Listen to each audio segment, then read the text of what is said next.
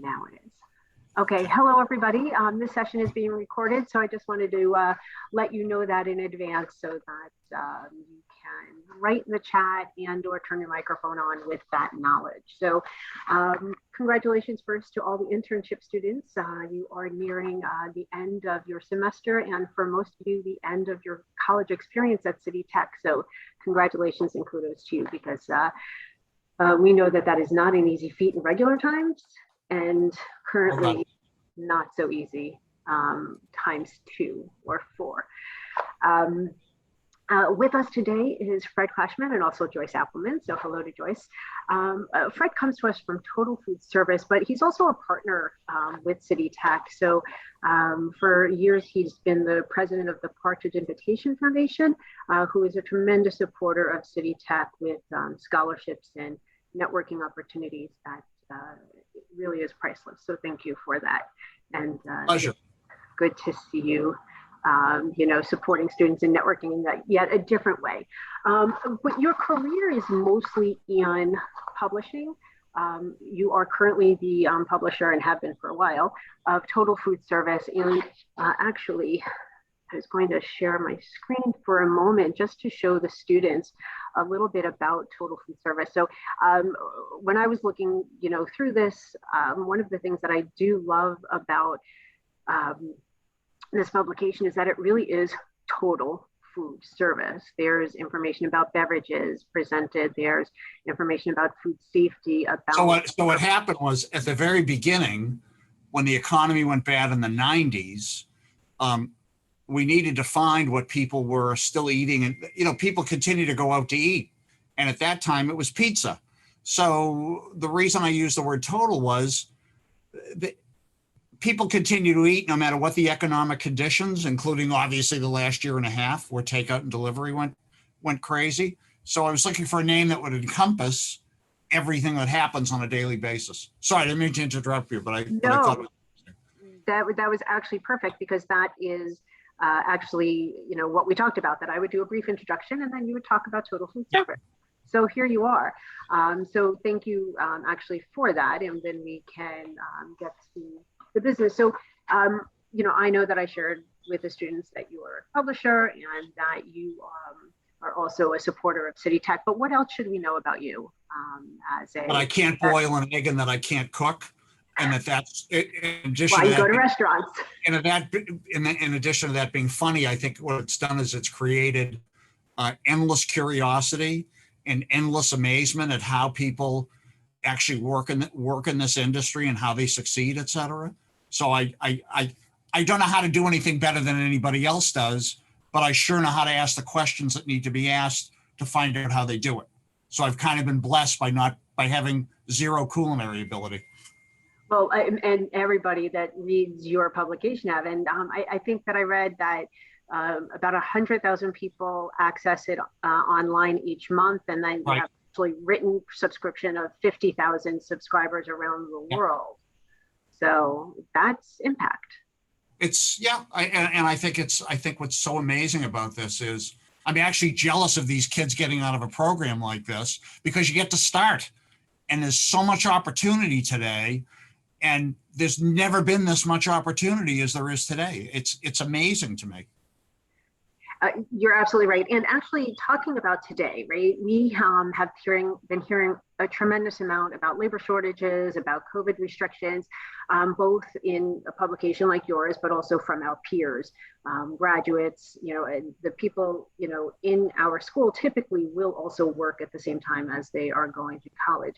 And by the way, that's what I've always loved about every trip to City Tech is when you go and a student gets up and tells their story, you either end up in tears at the end of it because you can't believe how hard students and kids work at a school like this to create a career and at the same time live a life. It's amazing.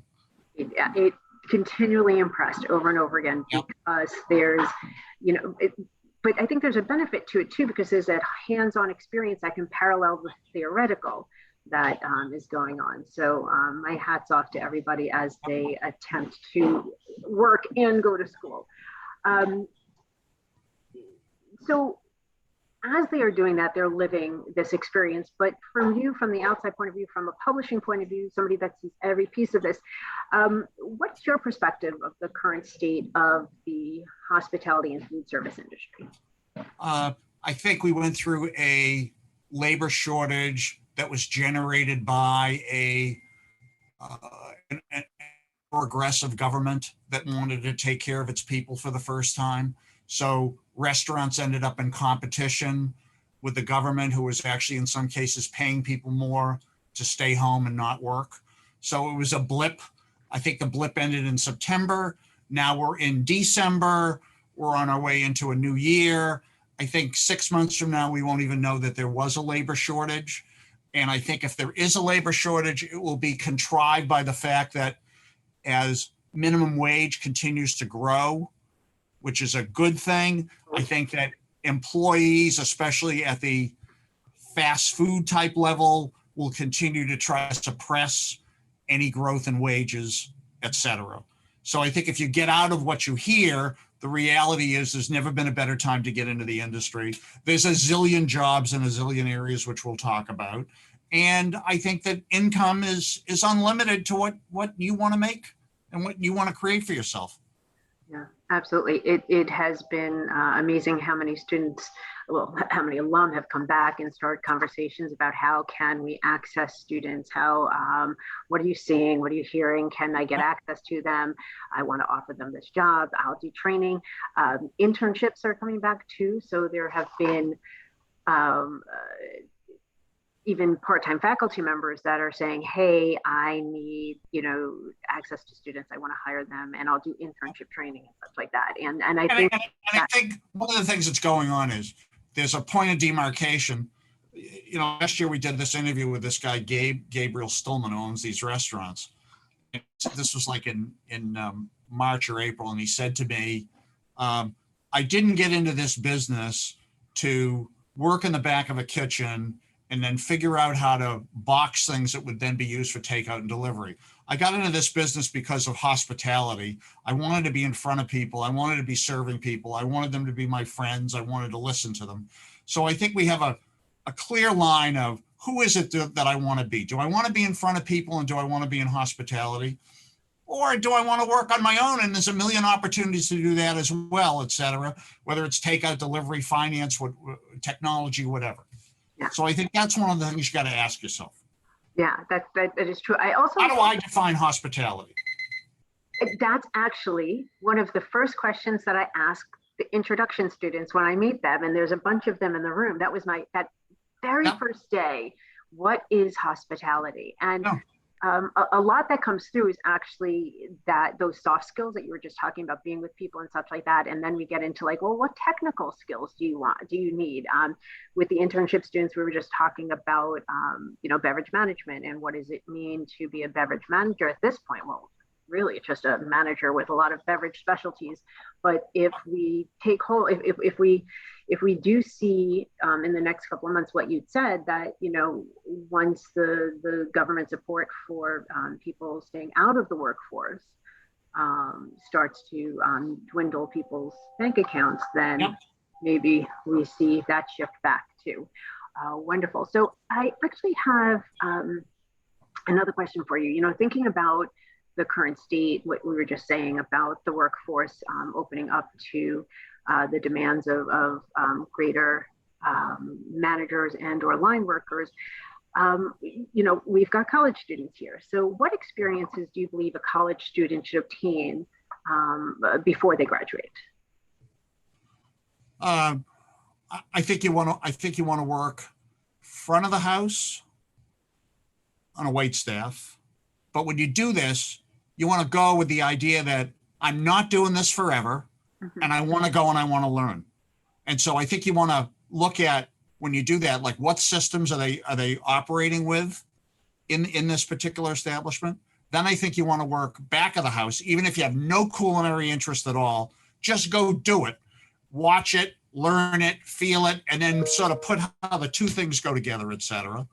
And then the other thing is get completely out of the restaurant field, do something entirely different on like a vendor side, and go intern at a at a food distributor or at a nonprofit, at a food pantry, et cetera, or at an ad agency or a public relations agency that deals with restaurants and food service, and do something completely different and get a whole different vantage point than anything you would have gotten. So 3 internships over the course of an academic career. Absolutely. And it's almost as if you read my own bio, because I did start in front of the house as a server. I did work in the kitchen, really plating desserts and making salads. My culinary skills are personal, not professional. And, stepping out of the industry too is really, really important. It helps build your skills and brings different things. So thank you for that advice. As you know, like watching somebody do a puzzle. That's really what it is. How do all these pieces fit together? Yeah. And I think it's tried and true. I think that is an everlasting recommendation. So thank you for that. And then, as we discussed, most of the students in here are first-year students and those that are just about ready to graduate. We don't have a crystal ball. I'm not going to ask you to predict the future, but I think what's really important is thinking about the fact that the students that are listening to us today are the future leaders of the hospitality industry. They will make the decisions quite soon about where we go. So how can these students and future leaders influence the direction of the industry, right? They're studying now, they're working now, but they will be leading. What suggestions do you have? Well, I mean, my definition of leading comes from you have to continue to listen to the marketplace to understand what it is that people want. So if you're convinced that people are going to want to eat healthier, or you're convinced that even though people are going to want to eat healthier, there's also going to be a subsection of people who are still going to want to eat decadently, if you will, et cetera, then I think you find the niche first and find different niches first. And the best way to do that is get in the habit of reading a daily newspaper every day, which nobody does anymore. I don't care if it's the Post or the Times or whatever. You got to know what's going on in the world besides food and restaurant, because a lot of that dictates what's going to happen to people, et cetera. Meaning, so we went through a whole era where we had single parents, or we had parents that were both working. So what impact did that have on our life, et cetera? Or the next thing we're seeing is we see gambling ads all over the place for all kinds of sporting events. So does that mean that a restaurant is now going to become a casino or a betting parlor at the same time that it's serving food? Start to look at what's going on in life. And so leadership, I think, comes from reading where are we going as a people, not as a particular type of food.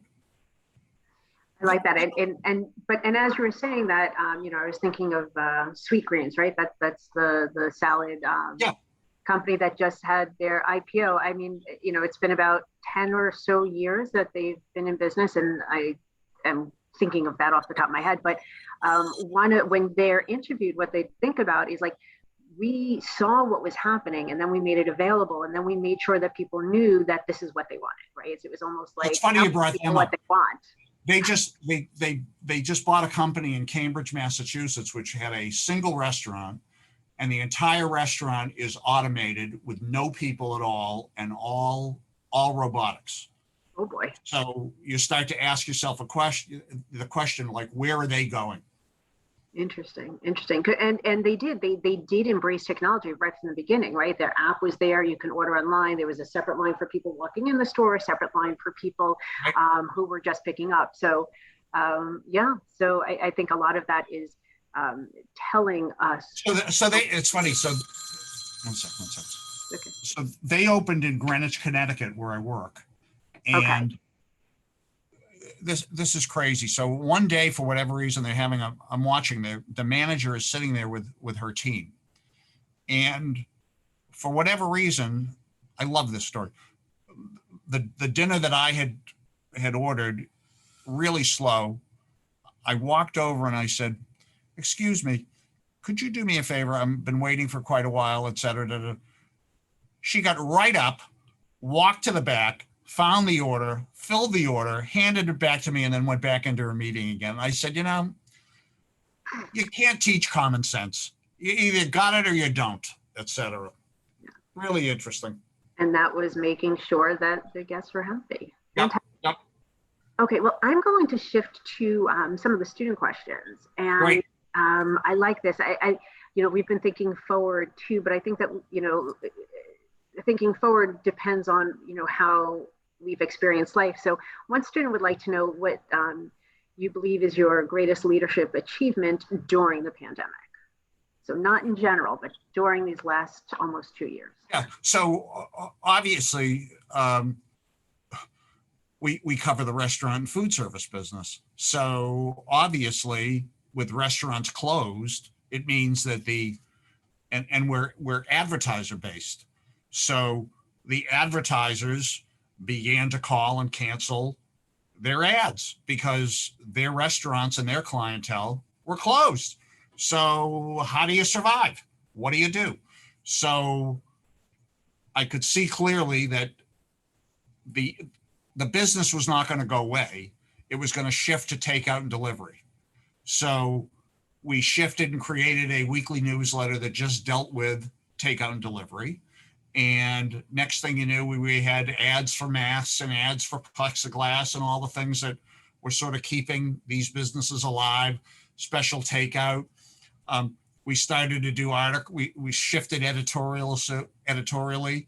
So we talked about, in that takeout and delivery space, there's a huge issue about what's an employee. When does a driver become an employee versus an independent contractor? So we looked at that from a structural standpoint. What happened was, as soon as you build a counter behind the cash register, and as soon as that delivery driver walks behind that counter, they become an employee. So we started to write stories about building the shelving out in front of the register so that the people stayed as 1099s, et cetera. So the answer to the story was, again, like I talked about before, you listen to your marketplace. Assuming the marketplace didn't die, I knew people still had to eat 3 meals a day somewhere. So we chased it and went after it and survived. So clearly the pandemic forced us into rethinking the way we did business, and it happened in an immediacy, right? I mean, it was instant. Yep. With bumps along the road. But from what I was hearing, from what you were just saying, you use the same practices that you would have, maybe, 5 years ago when you were thinking about takeout containers, right? So it was the same practice, the same mindset, same thought process. It just had to happen a lot faster. So it's good that the business model that you have was able to shift. Yep. And bring in advertisers that were still able to access the people that were making decisions. They needed to still talk to these people. Yeah. So the other thing too is, thank God for technology, because if it had happened 25 years earlier, we would have been done. Technology gave you this great ability to take these messages and talk to people. And then the other thing we did too is we created a Wednesday Zoom call with key industry leaders. And so we took everybody we had all the mayoral candidates in the city of New York. Everybody wanted to be able to talk to this industry. The industry was still a hot point because these people, these restaurateurs, somebody forgot to tell them that there was a pandemic, and all they did was start to help everybody in creation eat. It was unbelievable what people were doing. So it was a sexy business and a sexy story to tell. And what do? We feed people, right? And then just the idea of who we feed, right? I remember looking at, let's say Le Bernardin or 11 Madison, and Yep. They shifted to what they were doing. I mean, it was great because it kept people employed and it fed Yep. those that were in greatest need, which, look, the people in greatest need are not dining at 11 Madison, but those people in greatest need were then helped by, a multifaceted experience. So right. Pretty wild. Another question from a student, and then I love that Sure. there were so many coming through, and so they might, shift a little bit. Love Bring it on. The one student asked if the shifts in the pandemic changed your short-term and or long-term goals. No, I think we're doing, our job is to listen to the marketplace. Marketplace changes, sit down in restaurant dining, takeout, delivery, et cetera. Now back to a hybrid of both again, et cetera. Sort of the death of the corporate cafeteria as we have known it, where you went to work for a big corporation and they had a cafeteria on the 5th floor and you went to eat. I mean, that's a problem. So that guy or gal are going to work at home now. I'm concerned with what they're going to eat, et cetera. But to get back to it, I think what we need to do is we need to continue to learn how to access the technology that's out there. So we're now making a big push into YouTube. We've obviously been in print, we've been on the web, we've been on Facebook. So now YouTube is the next thing for us that we're looking to push into. And, I suppose TikTok will come after that at some point, or whatever the technology is that we need to talk to our community with. Absolutely. You had, while you were talking, actually, a few questions came up that triggered. In my introduction class, so in the students that were just starting, they have to do a research paper that has to do with what they're interested in. And the students were writing about robots in the kitchen and the introduction of technology. So I actually have a question here. Do you think introducing technology into the hospitality industry has helped it? Or do you think there is an area of the industry where it's damaging? So I guess that can build on our Sweet Greens conversation.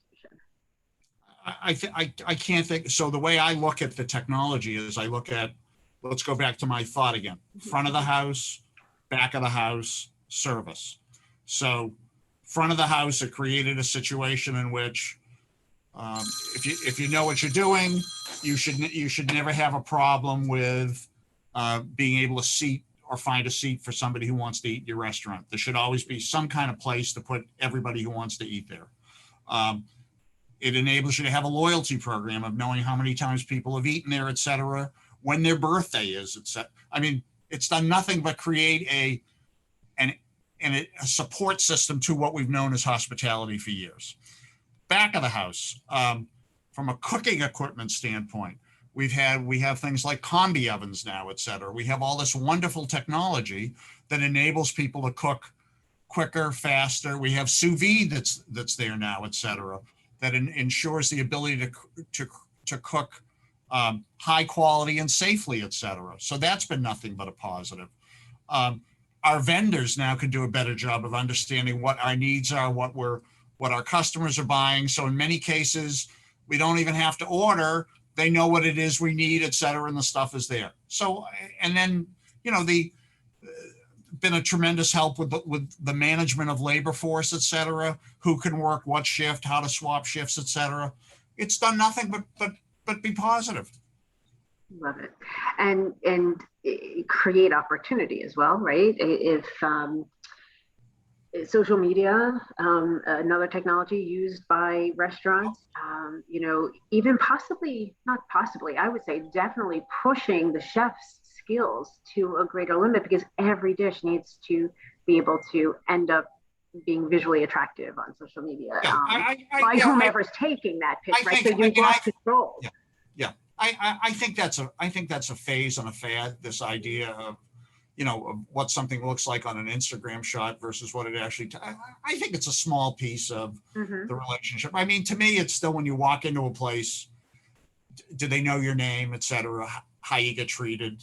Yeah, but I think that it is a relationship in which the service provider, the chef, the restaurant owner actually no longer has that control. Right now, the individual people are posting and showing what they have and showing a different perspective. And, I'm sure that I was good or bad, but it's energizing. Agree. And but by the same token, years ago, it was what the review was in the New York Times. And then a generation later, it was what the review was in the Zagat Guide. And now we're here, and who knows what'll be next, Yeah. et cetera. That Zagat Guide was life-changing, right? I mean, that was a huge shift in the way that we understood where we should dine and not. Right. Love that. I always loved getting my new one. So Yep. here we are. And the students in the classroom, probably not many of them even know what the Zagat Guide is. Which is kind of fun. Yeah. So it still exists too. So I think we are coming towards the end of our time together. So first of all, we've got a question. Go ahead, Invite Sam. us back. Oh, yeah, I have a quick question. So What's your name? Hi, Sam. Solomon. Hello. How you doing, everyone. man? Good to see you. Good. How are you? Good to see you too. So I've been hearing a lot about employees and how there's a shortage in the industry and employees, but I haven't heard a lot about new businesses opening up. And I would like to ask, is this a good time to open a new restaurant? And if so, what should be done different than 5 years ago?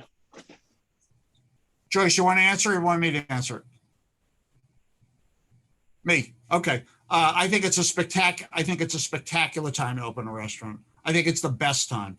I think everything starts with the cost of real estate. And I think there's never been more opportunity in terms of real estate that you could never get near to get into. And then the second piece is there's so much cool electric cooking equipment out there right now that doesn't require expensive vents and all that type of stuff to be able to do it as well. And I think people are absolutely dying to get out of the house and to eat and to experience again and to get our lives back. And I think these are whatever the concept is that you have, I think people are looking for palettes have expanded dramatically. Greatest time ever. Thank you. You're welcome. Good luck. Thank you. Here to help. All right. Thank you very much. Do you have a concept in mind yet? We're actually thinking of a vegan Caribbean concept. Beautiful. Beautiful. Thank you. Good stuff. There's actually a plant-based show at the Javits today and tomorrow.